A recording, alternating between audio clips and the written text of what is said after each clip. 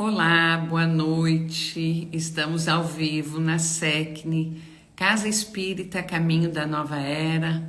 Há muito tempo, distante do Instagram, hoje estamos retomando as nossas atividades com a transmissão das palestras, da irradiação e também do Evangelho. Então, recordando, a SECNE tem em suas atividades presenciais e atividades online, ao domingo nós começamos a semana com o Evangelho no Lar às 20 horas. Na segunda-feira nós temos atividade presencial de estudo, o estudo da mediunidade, de fortalecimento para os trabalhadores e todos aqueles que querem conhecer um pouco mais dessa doutrina consoladora, maravilhosa, que tanta tranquilidade e tanta paz nos traz em razão dos seus esclarecimentos.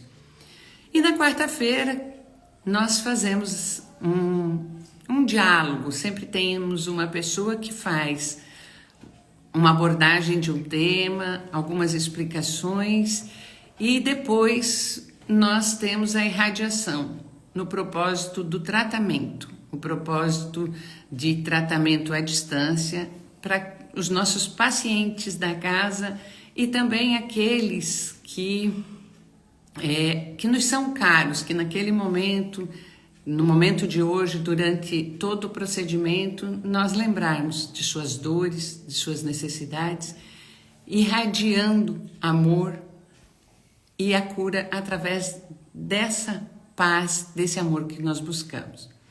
Bom, para começarmos a noite de hoje, boa noite, Dona Sônia, seja bem-vinda conosco aqui. A noite de hoje eu vou abrir uma mensagem antes da palestra do livro Vinha de Luz, que diz o seguinte: o povo e o Evangelho.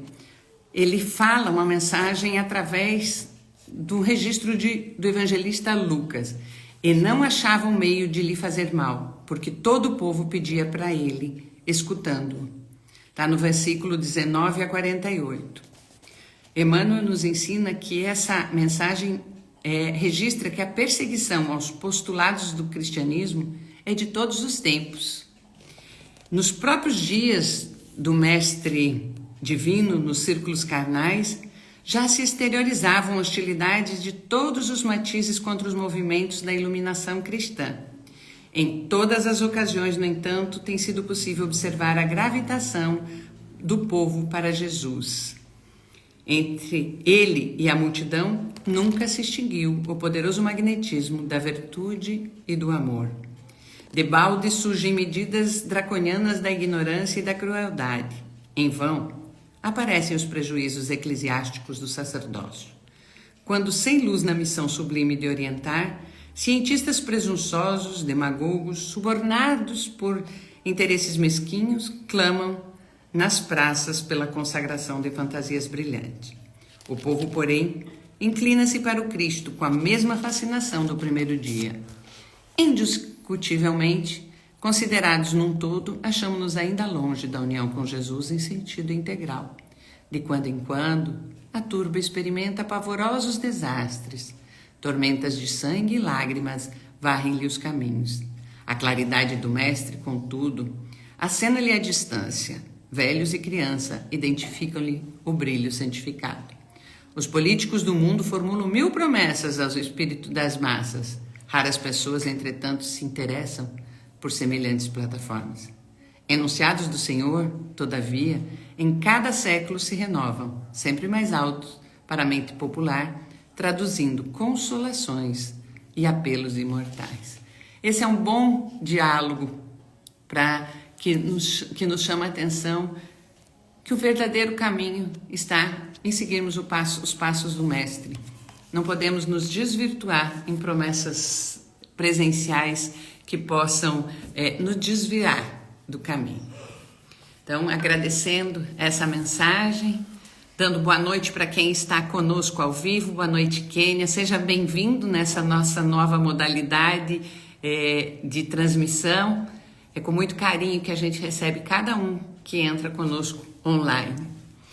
Na noite de hoje, quem estará conosco é nossa querida Alexandra, e ela vai trazer para nós um tema que é bem complexo, a cura do ódio, não é só o controle, é a cura do ódio.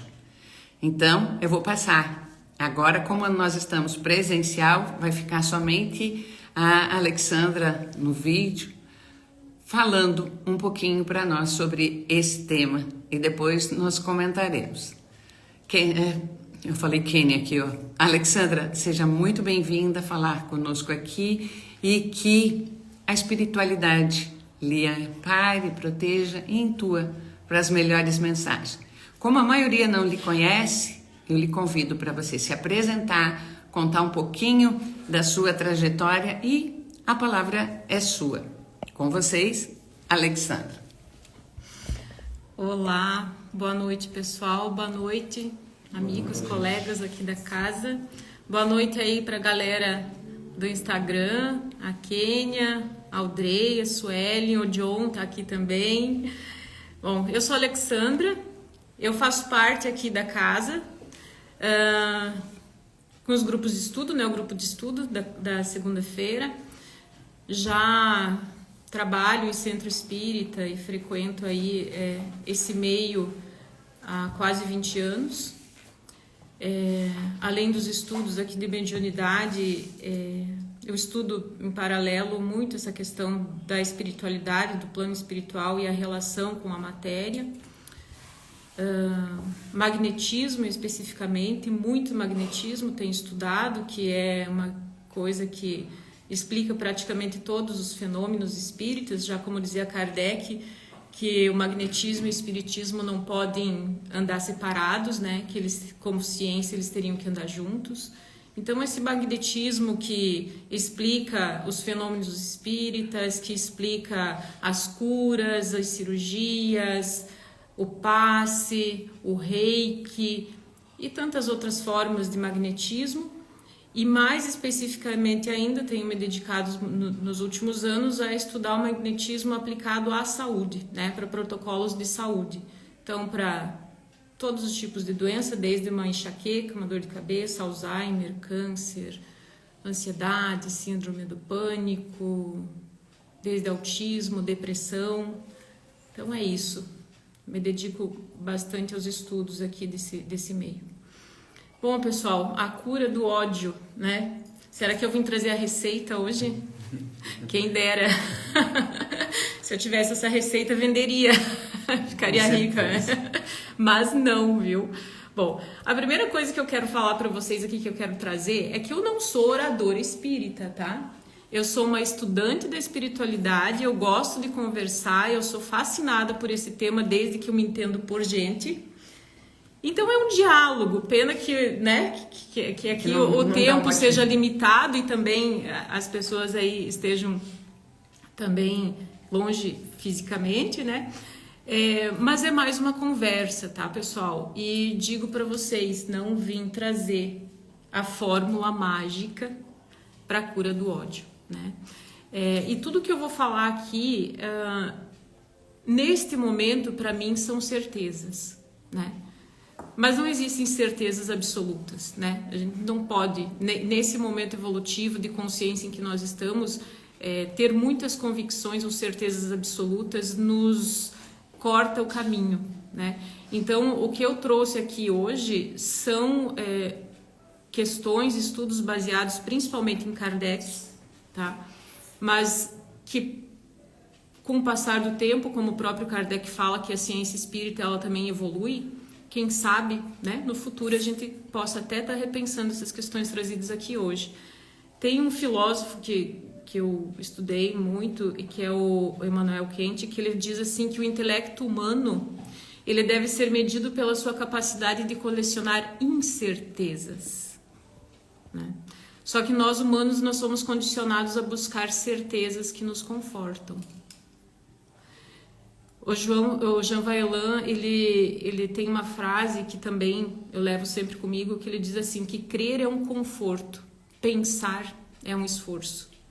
Então, nessa perspectiva, né, que nós tenhamos sempre a mente aberta para os novos aprendizados, para as novas perspectivas, porque nós estamos em processos evolutivos ainda e por muito tempo, né? Então, tudo que eu falar para vocês aqui hoje, pessoal, não é novidade, né? Que não pode sentir raiva, que não pode sentir ódio, que não pode brigar com o coleguinha, que não pode estrangular o pescoço da vizinha, não é? Então, vocês já sabem tudo isso, né? Acho que nós que estamos nessa seara, tudo que o mestre representa para nós, tudo que ele falou, tudo que ele fez, tudo que o Evangelho nos diz, a literatura vasta espírita, que só de Chico temos 400 e poucos livros, né? O Pentateuco, enfim, dizendo para nós que a gente não pode ter ódio, que a gente precisa amar os nossos inimigos, enfim, nós já sabemos disso, nós já sabemos, então eu não vou falar isso para vocês aqui, que eu acho que seria redundante, né? Então, a intenção hoje é abordar um pouquinho esse aspecto do nosso processo evolutivo de uma maneira diferente, tá? Nós vamos percorrer um caminho que nos leve a refletir sobre esse aspecto do nosso processo evolutivo, mais pelo viés da ciência, tá? E para isso eu me baseei na Gênese, né? A Gênese é um dos livros que mais fala desse processo de evolução, do princípio inteligente, dos mundos, né? Então, muito da minha fala aqui hoje vem da Gênese e também de alguns estudos que eu faço com o Círculo Escola. O Círculo Escola é uma escola filosófica que tem sede hoje em Curitiba. Também usei o livro Nosso Lar e Nos Domínios da Mediunidade, entre alguns outros aí que a gente foi buscando. Mas assim, a base, né, tá aqui. Chico, Emmanuel e a Gênese, né? E quando me foi sugerido esse tema, o capítulo que foi me sugerido falar foi o capítulo 166 do livro Pão Nosso, que é exatamente a cura do ódio, que dá o título para o nosso encontro de hoje, tá?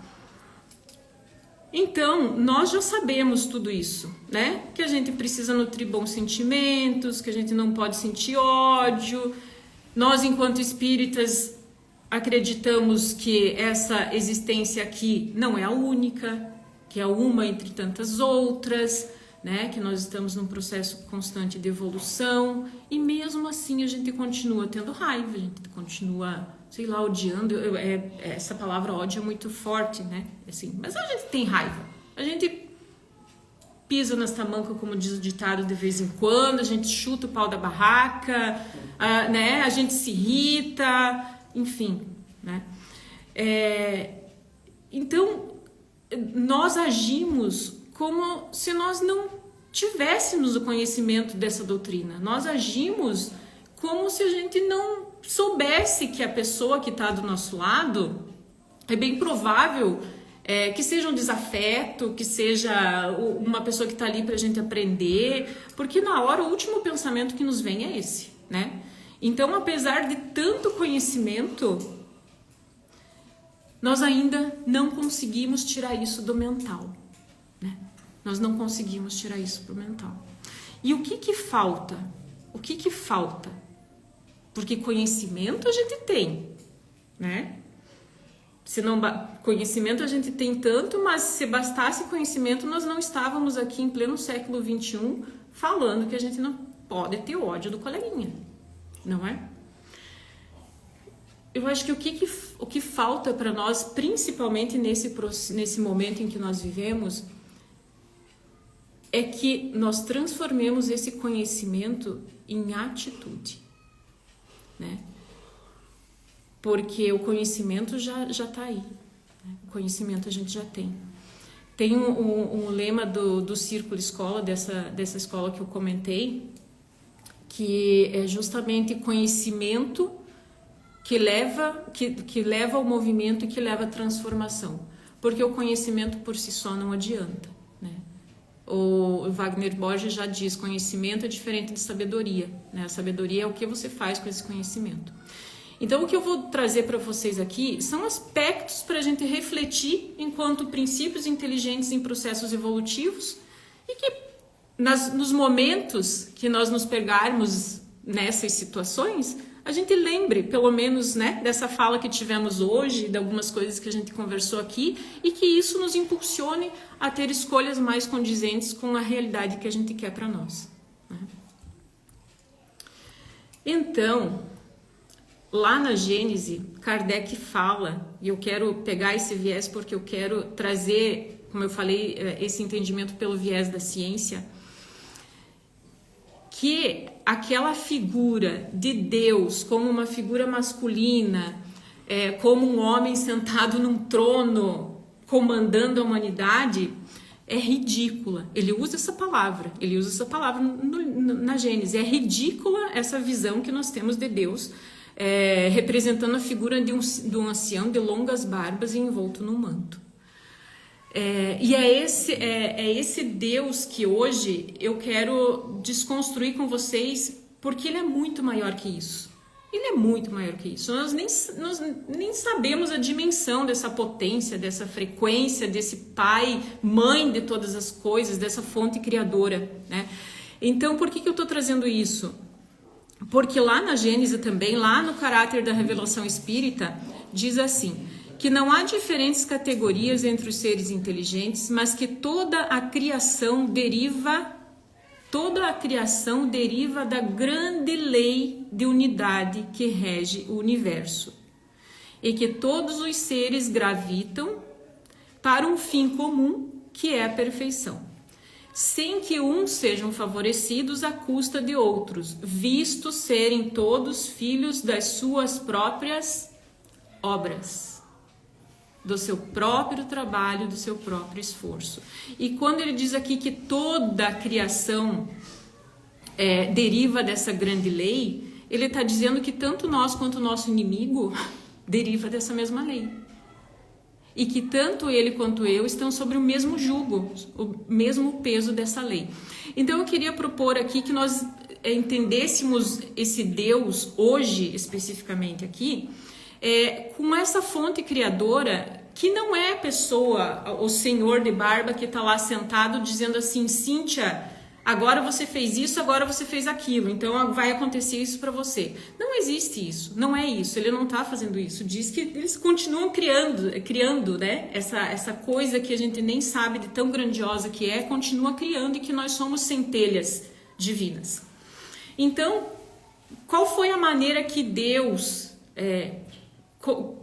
fez com que todas as leis fossem iguais para todos? Nos colocando todos sobre a igualdade, sobre o mesmo jugo, tendo a mesma condição, sem diferenciação de um para o outro, sabe? Então, quando a gente diz assim, Deus quis assim, Deus te castigou, não existe isso, né? Ele tá ali na Gênesis mesmo, fala que Deus não age diretamente sobre a matéria, que ele age na matéria a partir das suas criaturas, e que quem são as criaturas de Deus senão nós, né? Então ele nos deixou, ele nos criou, e ele criou essas leis universais que no planeta Terra nós conhecemos, lei de causa e efeito, lei do progresso, enfim, tantas leis aí que a gente tem colocadas no Pentateuco. E criancinhas, se virem, as leis estão aí, dentro de vocês, cravados na tua consciência, né? Tá tudo aí. Não existe quem tá cuidando, quem tá vendo se você tá fazendo certo ou errado. É a tua própria consciência, porque dentro de você tá tudo isso. Então, ali nos domínios da mediunidade, nesse livro, eu não me lembro se é o Aulus ou o Albério que fala assim: não ignoramos que o universo, a estender-se no infinito por milhões e milhões de sóis, é a exteriorização do pensamento divino, tá? Da superestrutura dos astros, né, à infraestrutura subatômica, menor que o átomo, tudo está mergulhado na substância viva da mente de Deus. Como os peixes e as plantas da água estão contidos no oceano imenso. Vocês já devem ter ouvido falar na lei do mentalismo, que é uma das leis universais, né, do Kybalion, que o universo é mental. É uma analogia que se faz dizendo assim, todos nós estamos na mente dessa fonte criadora. Então, imersos nesse oceano. Então, vamos imaginar que aqui, né, um círculo seja essa mente criadora que cria tudo. E todos nós estamos dentro dessa mente, mergulhados nessa mente, né? E o princípio inteligente... Você quer que eu faça alguma coisa aqui? Não, tá acenando tá. para as pessoas. Tá. Gerenciando. E o princípio inteligente, que é separado desse todo, desse Deus, é uma centelha, né? Nós trazemos em potencial toda a perfeição, toda a divindade que na escala evolutiva, lá na escala dos espíritos que Kardec nos coloca, sabemos que o fim de todos é a perfeição, que a gente nem sabe o que é isso, né? A gente não consegue nem mensurar, né? Então, esse princípio inteligente, quando ele se divide da mônada, quando ele começa o seu processo evolutivo, ainda nem como um ser consciente, mas lá, como nós sabemos, lá transitando nos reinos minerais, vegetais, né, até chegar aos hominais, ele tem em si gravado todas as leis físicas, as leis éticas, as leis morais, e ele vai começando a trilhar o seu processo evolutivo, né, aprendendo a lidar com a matéria, primeiro lá no nível de sais, passando pelo reino mineral, e aí quando entra no reino hominal, é a partir do relacionamento com outro princípio inteligente que ele vai desenvolver as leis morais e as leis éticas. Por que eu estou querendo trazer para vocês esse aspecto? Porque se nós estamos todos na mente dessa fonte criadora e se nós todos nascemos iguais, o caminho teu, em algum momento, vai trilhar com outros princípios inteligentes para que você evolua, para que você aprenda. Todos estamos em constante aprendizado. Então, nesses encontros, né, de princípio inteligente com princípio inteligente, às vezes a gente vai acertar, às vezes a gente vai errar, né? E isso tudo vai se gravando, vai se gravando na nossa memória, na nossa mente, né? No nosso espírito, né? A forma que esse processo em que ele aprende, expressa essa sua mente, o seu pensamento e transforma o meio, é um processo de evolução, né? Em que ele também passa, a partir do momento que a gente age com outros princípios inteligentes, a gente começa a ser co-criador. E aí, quando fala lá na Gênese co-criador, ele traz um conceito que diz assim, que pelo trabalho inteligente, não estou falando de trabalho laboral, né? Estou falando pelo seu agir no mundo, ele executa em seu proveito sobre a matéria, auxilia a transformação e o progresso material do globo que lhe serve de habitação. É assim que, progredindo, colabora com a obra do Criador. E por que eu trouxe aqui esse aspecto, né? Porque o eixo central do nosso processo evolutivo, da nossa evolução, é o desenvolvimento dessa mente, desse princípio inteligente, que nos processos que ele vai ter ao longo da sua jornada, um momento vai errar, um momento vai acertar, só que isso tudo vai se grafando como informação, tudo que ele aprendeu ele não perde, então cada vez mais ele vai tendo escolhas mais acertadas, não é? O processo evolutivo é gradual. Então, isso é importante para nós nos considerarmos assim, enquanto seres em evolução, que nós vamos errar, né? E que o outro, nosso inimigo, nesse caso, também está ali na mesma condição, né? Só que eu não posso atrelar o meu processo evolutivo ao de outra pessoa, né? Porque o processo evolutivo é individual. E se todos fomos criados da mesma condição, estamos sob o jugo da mesma lei, em algum momento, se eu provoquei alguma coisa, eu vou ter que consertar. E se ele provocou, vai ter que consertar, mas não sou eu que vou dizer para a pessoa que ela vai ter que consertar, porque o processo evolutivo é individual. E quando a gente olha por essa perspectiva, a gente entende muitas vezes que aquela pessoa que nos fez mal ou que provocou alguma situação também está em processo de aprendizado, né? Também está em processo de aprendizado, tanto quanto nós.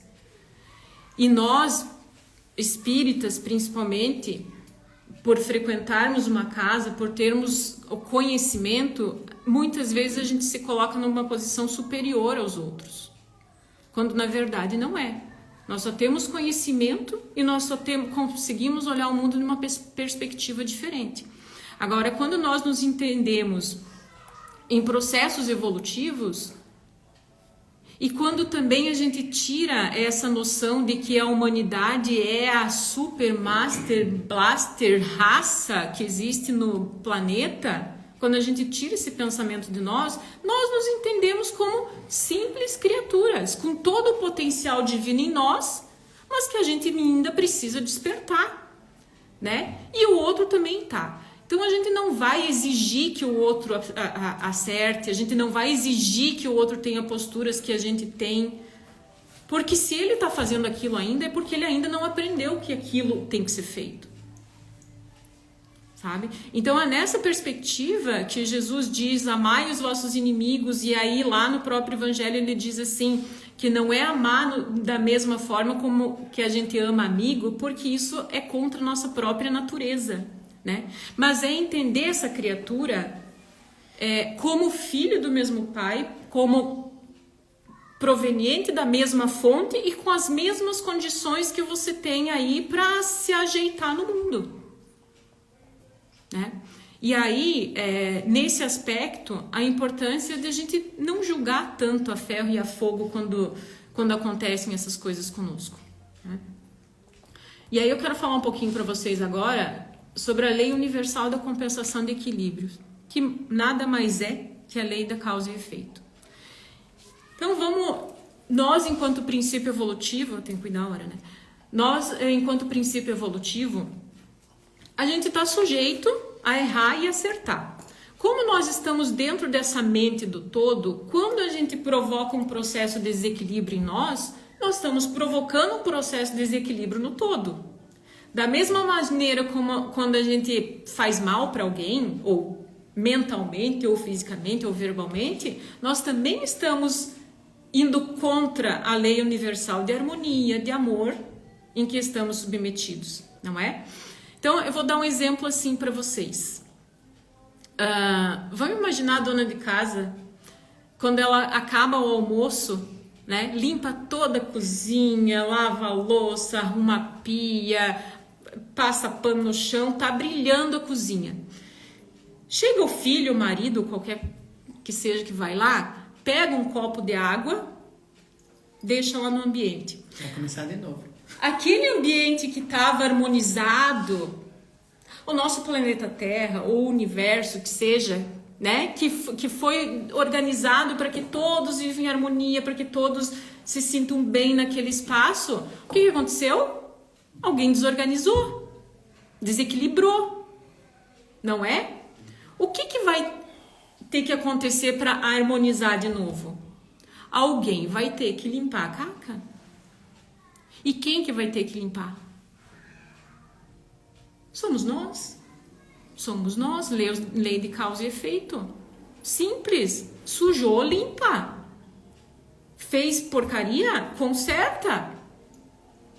É isso que Deus, que quando as pessoas falam Deus me castigou, Deus não sei o quê. É isso, meu filho. Sabe, você provocou desarmonia, não tem ninguém que limpe pra você. É você. Ou então a lei do karma vai pegar. Vou cortar teu videogame, vou cortar tua mesada. Não é assim? Alguém tem que fazer isso. Causa, consequência. Né? Tudo é assim. Então, se nós estamos em processos aí individualmente, né, de desequilíbrio, de tristezas, de passar por desafios, essa lei nos diz o quê? Que a gente tá aí para ajustar alguma coisa. E não é castigo. Não é castigo. A lei divina não castiga. A lei divina é misericordiosa o tempo todo, porque ela nos dá oportunidades infinitas de corrigir. E não é ninguém de fora que está nos cobrando, né? Somos nós mesmos. Então, um desajuste que você faz na vida de uma pessoa, se essa pessoa é oriunda da mesma fonte criadora que você, ela também, então você também está ferindo uma criatura de Deus, né? E aí, quando nós começamos a olhar dessa perspectiva, e para isso vai ter efeito. Estamos sob o jugo da lei, causa e efeito. Deus não vai castigar, mas vai ter o efeito daquilo que a gente causou. Aí nós começamos a entender, né, os nossos processos de aprendizado, as nossas situações na nossa vida. Não existe vitimismo, não existe determinismo. Porque Deus não nos criou diferente um do outro. As mesmas condições que você tem, o teu inimigo também tem. Sabe? O efeito vai ter aprendizado daquilo que não deve fazer. Por mais Se que ele... eu, quando vai na prática, não faz a prática, então ela vai ter que retomar. Em algum momento. E aí a misericórdia divina nos dá infinitas possibilidades ao infinito, né? Vamos seguir aqui. Lá, tem um outro aspecto que eu quero falar com vocês aqui, que eu quero abordar depois, mais para frente, a questão da saúde, né? Então, toda vez que nós fazemos algo para prejudicar a nossa vida ou a vida de outras pessoas, eu gero um desequilíbrio nesse sistema. Porque se eu desequilibro, se eu tenho escolhas na minha vida que vão me prejudicar também, escolhas conscientes ou não, eu, como filho desse pai, dessa fonte criadora, eu também gerei um desequilíbrio para o sistema. E aí vem os processos de adoecimento, tanto físico, mental, espiritual, né? Que a gente precisa dar conta. Ninguém está nos cobrando. Nós estamos aí em constante evolução, né? E do mesmo jeito que Deus criou tudo, né? Se nós somos co-criadores, a partir da nossa mente, do nosso fazer aí, nós somos co-criadores, então vamos imaginar assim: quantos seres em evolução estão neste momento transitando nesses processos evolutivos dentro de você? Vírus, bactérias, germes, bilhões. Seres em evolução, criaturas em evolução, em processo de evolução, né? Tudo está aqui dentro de nós. Então a minha mente, ela gerencia uma alteração elétrica, um neurotransmissor que vai fazer com que o meu intestino produza mais ou menos substâncias, que o meu pH seja mais ou menos ácido, e isso vai permitir que se estabeleçam microbiotas patógenas, né, doentes ou salutares, de acordo com a minha mente, né? E todos esses seres que estão aqui no meu corpo, eles estão aprendendo, né? Lá no nível ainda muito rudimentar, mas estão aprendendo, né? E esses bichinhos, eles vão gerar processos orgânicos mais ou menos equilibrados, trazendo para o meu próprio corpo equilíbrio ou desequilíbrio. Nós não paramos para pensar nisso. Não é? O professor Djalma Argolo, ele tem uma fala que diz assim: esses bichinhos todos que estão aqui aprendendo comigo, daqui a pouco eu vou dizer para eles, vocês tratem de aprender bem, porque eu já passei por esse estágio, vocês ainda vão precisar disso, porque eu já estou me preparando para meu outro corpo, para minha outra vida. E ele diz o processo evolutivo, uma vida enquanto contínuo. Então, quando a gente fica se apegando a essas coisas aqui, nós não somos espíritas, gente, nós não sabemos que a vida é contínua e que a gente tem que olhar para frente. Aí ele diz assim: vocês acham que eu vou perder tempo com coisinhas, né, nesse sentido de evolução, de encrencas, de brigas, de picuinhas, se eu tenho uma vida posterior, inclusive para planejar, porque eu não quero que ninguém planeje para mim. Eu não quero que nenhum mentor me diga o que eu tenho que fazer. Eu quero ter autonomia de dizer o que eu vou fazer na minha próxima reencarnação. Então, que a gente precisa olhar para frente, que a gente precisa, essas situações, esses obstáculos que nos aparecem, a gente precisa vivê-los, mas não podemos nos apegar nisso. Nós temos que resolver, nós estamos aqui para resolver problema, né? Ninguém está aqui a passeio.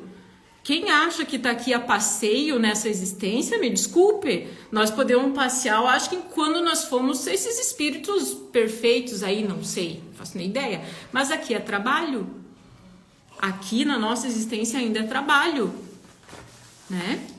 Então, a gente precisa ter mais consciência de tudo desse universo, né, das leis divinas, da maneira como o cosmos é orientado, porque quanto mais a gente caminhar em harmonia com essas leis, menos problema a gente vai ter.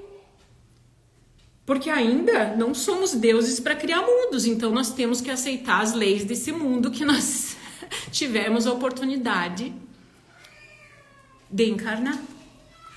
Uhum. E aí, então, quanto mais essa mente, esse espírito evolutivo, né, esse princípio inteligente através da sua mente, né, ele vai fazendo coisas, quanto mais densa é essa mente, mais problemas nós temos na nossa vida. E aí eu trouxe um trechinho do livro Nosso Lar, lá quando, vocês, né, lembram da história, quando o André Luiz sai do umbral, que ele já está lá no hospital para tratamento, ele é considerado como suicida, né? Embora não tenha praticado o ato, mas ele é considerado como suicida. E o médico que ele atende diz assim: talvez o amigo não tenha ponderado bastante, mas o organismo espiritual apresenta em si mesmo a história completa das ações praticadas no mundo. Quer dizer, o nosso organismo, o nosso espírito, ele carrega no seu DNA espiritual todas as existências que nós tivemos anteriores. E todos os aspectos positivos e negativos, porque nada se perde, né? Nós sabemos que é um contínuo, nada se perde. O conhecimento que você tinha, as experiências que você passou. Então, lá no nosso DNA, ele tem todas as informações para se fazer um humano, né? Essa informação, ela é impregnada no nosso DNA. Ela se origina no nosso organismo espiritual, na nossa mente, na nossa consciência, né? E o espírito, através de uma frequência magnética, ele vai moldar o seu corpo, o nosso corpo, a partir dos elementos que nós temos, das emoções. Quanto mais densas, mais dificuldades no corpo, porque nós sabemos que o nosso perispírito, nosso corpo espiritual, é o molde do nosso corpo físico. Então, essa cota de energia, essa cota de emoção que está gravada na nossa mente, ela vai se manifestar. Ela vai passar pelo corpo astral e ela vai se manifestar na matéria, porque é a nossa mente que constitui o nosso corpo. Entende? Não é ninguém que vai fabricar o corpo para nós. Por isso que diz que cada um tem o corpo que tem condições de fabricar. Se eu tenho um narigão, foi o que eu consegui para mim. Se eu sou gordo, se eu sou magro, não interessa. Mas é o corpo que veio exatamente para me fazer passar os aprendizados que eu preciso passar.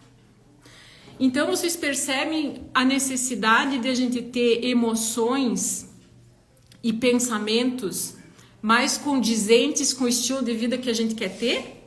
Porque não adianta a gente querer ter uma vida tranquila, né, harmoniosa, se dentro de nós não existe isso. Porque é o contrário. É uma mente equilibrada que traz uma vida equilibrada. E quando eu digo traz uma vida equilibrada, não quer dizer uma vida sem desafios, uma vida sem problemas. Estamos todos sujeitos a isso. Mas a gente tem mais capacidade de passar por esses desafios de uma maneira mais amena. Então, a densidade no meu espírito, ele vai ser proporcional à cota de emoção que eu tenho dentro de mim. A cota ética e moral que o meu princípio inteligente tem. Se ele tem princípios morais e éticos mais elevados, a matéria que irá compor o meu corpo astral, ele vai ser mais sutil, mais leve, com uma vibração mais alta, né? Então, o plano astral, ele absorve essa frequência através dos nossos órgãos extrafísicos. Então, por exemplo, um espírito que tem uma mente carregada em culpa, carregada em mágoa, eu tô falando de um espírito desencarnado ainda, tá? Carregado em mágoa, esses processos de rancor, de raiva. Então, essa cota de energia densa, ela vai ser gravada no nosso órgão extrafísico, nos órgãos extrafísicos, porque nós, no nosso corpo astral, nós temos uma cópia exatamente do que nós temos na matéria. Então, por exemplo, lá no fígado, eu desencarnei com um processo de culpa. Essa cota de energia está grafada como uma emoção e ela vai se manifestar como uma bolinha, digamos, no fígado, tá? Ela vai ser decodificada no nosso duplo etérico, no corpo das energias, e vai se manifestar no corpo físico como um cisto, como uma necrose, como um tumor. Então, tudo a partir dessa mente, né? Vocês percebam a importância da gente ter sentimentos harmoniosos. E quando nós falamos aqui da cura do ódio, eu não vim falar especificamente do ódio, porque todo mundo sabe que não deve odiar. Mas da necessidade de a gente ter pensamentos e emoções mais condizentes, né? Limpar o nosso mental, porque tudo parte desse princípio primeiro, para depois se materializar. Quanto tempo tem? Tem mais do que 5 Temos minutos? mais um tempo, 5, 10 minutos, a seu critério. 10 minutos, 15. Eu quero trazer um exemplo aqui para vocês do quanto as nossas emoções interferem no nosso corpo físico. Lá em 1800, mais ou menos, teve um fisiologista, o Kennan, que ele começou a fazer experimento com ratinhos. E ele percebeu que cada vez que ele dava um estímulo estressante para esse ratinho, o estômago do ratinho parava de funcionar. E interferia diretamente no sistema do ratinho, né? Ou seja, os estímulos do ambiente vão fazer com que o meu organismo se molde, tá? E tem um exemplo que eu quero trazer para vocês, como a doença se manifesta. Vamos pegar a girafa. Eu coloquei a girafa aqui, mas podia ser qualquer outro animal, tá? Então ela tá lá na savana, ela tá bebendo, ela tá pastando, né? Os mecanismos internos dela, no sistema nervoso autônomo, elas controlam a digestão, a excreção, né? Sinalizam bioquimicamente para beber mais água ou para comer mais. Então caiu a glicose, ela vai comer, por exemplo. Tá lá a girafinha, bem de boa. Gasta energia para manter o corpo funcionando, para reproduzir. Tá na homeostase, tá em harmonia com esse ambiente, né? De repente ela ouve um rugido. Bah, um leão. E isso ativa um mecanismo nela. Isso ativa um mecanismo. Tô ferrada, virei picanha de leão. É o pensamento que corre. Vou correr. Vou correr, né? Então o que acontece? O corpo físico dela, com essa ameaça, ela gera uma reação de fuga e luta, que nós também temos, né? A girafa não é besta de ficar para lutar contra o leão. Então, o que ela faz? Vai correr. Então, o sistema nervoso ela vai captar essas informações, vai gerar um aumento da frequência cardíaca, uma respiração mais rápida, manda o sangue para os músculos, tira o sangue da digestão, porque nessa hora a girafa não vai fazer nem xixi nem cocô, né, gente? Ela precisa correr, né? Então, ela manda energia para o músculo e né? Corre. E aí o leão vai embora. O que acontece? Volta a girafinha. Pastar, comer, em harmonia de novo com o ambiente. Só que nós não somos essa girafinha, né? Mentalmente e emocionalmente nós revivemos. Ai, aquele fulano que falou de mim. Ai, aquela minha vizinha chata que fez isso comigo. Não é? Então, vocês imaginem que um estímulo que era para servir de fuga e luta, para aumentar o nosso estresse, a nossa capacidade de tomar uma atitude rápida para depois voltar para o equilíbrio, a gente fica remoendo, a gente fica revivendo. Não é assim? Então, a gente cria em nós uma manutenção desses sistemas de estresse ativado o tempo todo, né? Daquela sensação de fuga e luta. Jesus, o leão pode chegar a qualquer tempo. O fulano fez isso comigo, por que ele fez isso comigo? Eu não mereço, né? Então, se eu vivo nesse contexto de passado, remoendo, eu crio um ambiente de depressão. Se eu vivo no futuro, e se o leão vai voltar, e o que pode acontecer, eu crio um ambiente de ansiedade, né? E eu não estou no presente, eu não estou no aqui e agora, que é a única coisa que existe. E eu vou mantendo no meu corpo essas reações negativas desse evento que nem existe mais. E aí eu pergunto, quem é o leão de vocês? Né?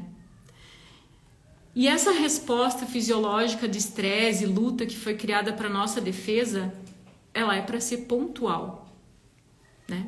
Nós ativamos, nós sabemos, quando alguém vem nos revidar, quando alguém vai fazer mal para nós, a gente precisa desse sistema, mas é naquele momento, não é para ficar constante, né? Esse padrão emocional de ideias e pensamentos repetitivos mantém essas vias orgânicas do estresse ativa, nível de cortisol alto, frequência cardíaca elevada, o meu músculo cardíaco precisa fazer mais força. Eu vou dar uma hipertrofia no músculo cardíaco, que depois pode ocasionar uma insuficiência cardíaca, por exemplo. Eu vou causar uma diminuição da circulação no meu intestino, porque eu não preciso fazer cocô se eu for fugir de alguma coisa, né, gente? E aí eu vou ter uma constipação, eu vou ter uma úlcera. Então vocês percebem que todos esses elementos que eu trouxe aqui não tem a ver com o outro, não tem a ver com o nosso inimigo, tem a ver conosco, com a nossa mente dirigindo a nossa vida e influenciando o nosso processo evolutivo, a nossa saúde, o nosso bem-estar. Não é à toa que tem um capítulo inteiro no Evangelho nos ensinando a amar os inimigos, né? O capítulo 12.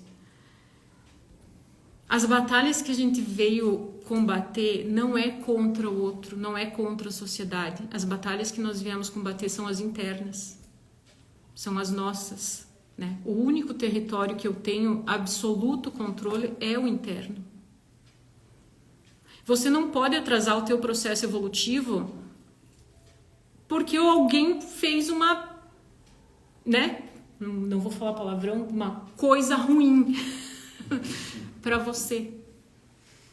Você percebe o quanto de tempo a gente perde, de tempo, de energia, de tempo de vida, desgasta o nosso corpo, que o nosso corpo físico está aqui para fazer os aprendizados que nós espíritos nos propusemos. Se a gente maltrata esse corpo com estresse, com ansiedade, com depressão, a gente vai diminuir nosso tempo de vida e pode ser que a gente não tenha tempo de fazer o que a gente veio fazer.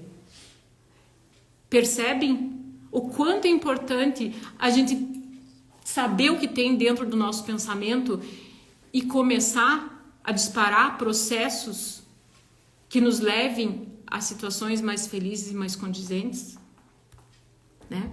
A raiva, a depressão, a tristeza, a ansiedade, tudo isso acontece na nossa mente, mas vai afetar o nosso corpo. Todas essas vibrações mentais, o ódio, por exemplo, estabelecem dentro de nós uma certa sintonia, né? Quem vive no medo vai atrair pessoas com medo. Sentimentos ruins atraem sentimentos ruins, e aí a gente nem entrou aqui no aspecto da frequência espiritual que a gente vai atrair nesses processos, né? Então, o que eu quero finalizar aqui, né, já está no momento aqui, a gente ser mais ameno, a gente ser mais tolerante, né? Quando acontecer situações como essa, olhem para dentro de si e percebam o que isso está querendo dizer para vocês, né? Nós precisamos diferenciar aquela história de pecado. Eu não vou sentir raiva, não vou sentir raiva, não vou sentir raiva porque eu não posso sentir raiva porque é feio, né? Naquele negócio de pecado. O pecado não nos leva a lugar nenhum, porque a gente vai repetir de novo. Quando a gente começa a encarar essas situações de uma perspectiva de projeção, poxa, peraí, por que eu senti raiva?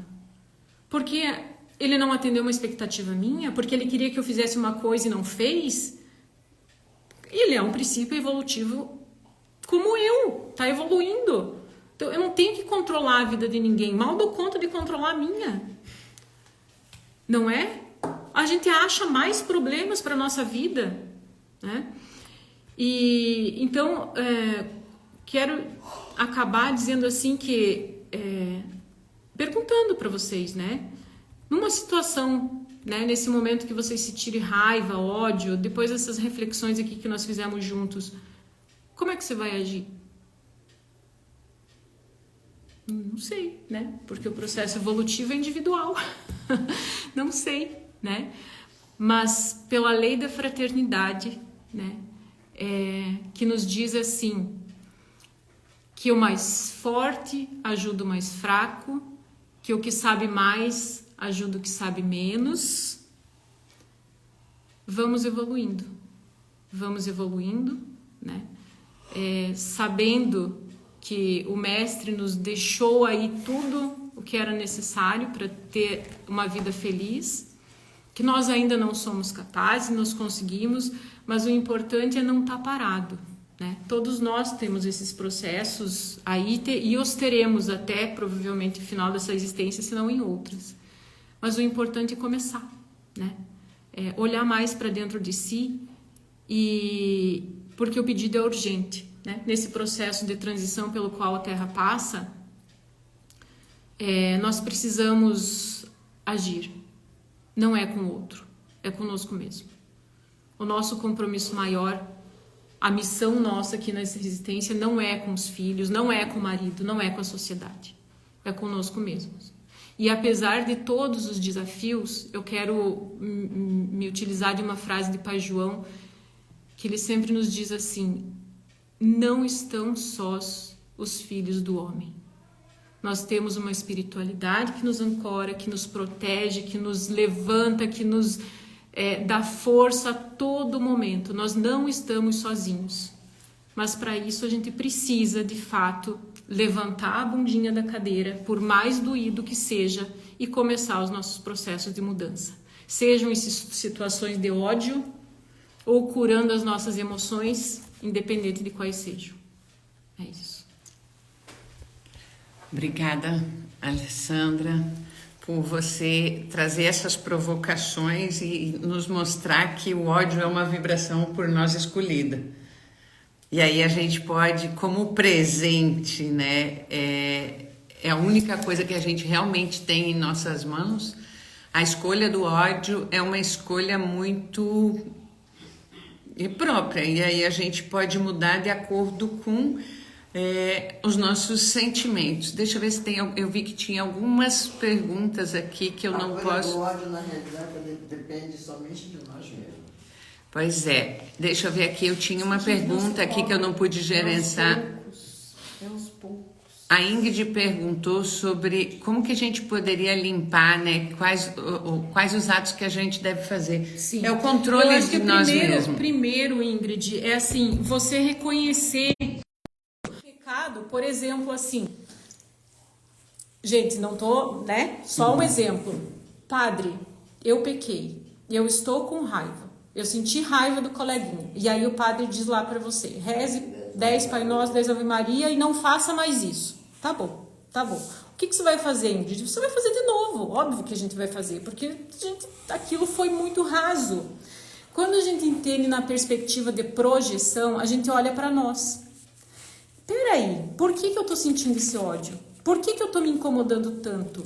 O que aconteceu? Eu tô tão irritada assim. Por que ele me irritou? Eu tô num processo de irritação?